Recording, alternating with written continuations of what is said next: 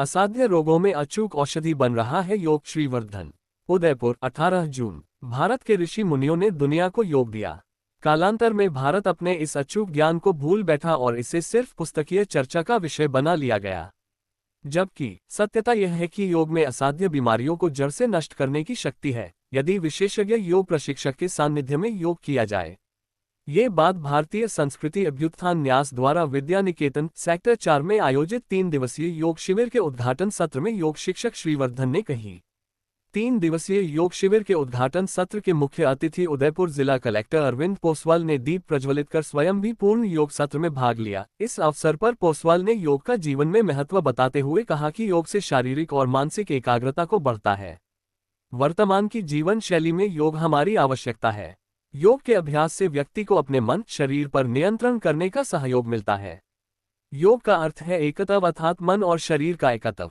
योग से मन एवं शरीर में सामंजस्य बैठाया जाता है, जो कि आज की वर्तमान स्थिति में आवश्यक है।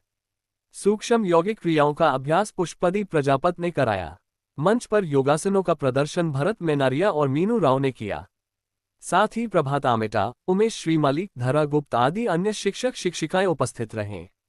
न्यास के अध्यक्ष हेमेंद्र श्रीमाली ने 3 दिवसीय योग शिविर की जानकारी देते हुए कहा कि इस शिविर में न केवल नियमित किए जाने योग्य योगासनों का प्रशिक्षण दिया जाएगा, अपितु विभिन्न बीमारियों में उपचार के लिए योग मुद्रा चिकित्सा, योग चिकित्सा भी की जाएगी।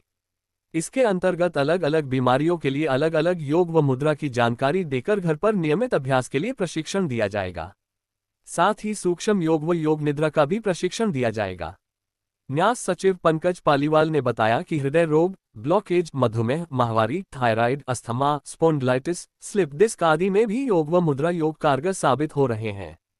इन रोगों से पीड़ित कई लोगों ने योग से लाभ प्राप्त किया है और वे इसे कहते भी हैं। उन्होंने कहा कि कुछ मामलों में तो ऑपरेशन की आवश्यकता भी समाप्त हुई है। उन्होंने तनाव और अवसाद में योग निद्रा को महत्वपूर्ण बताया।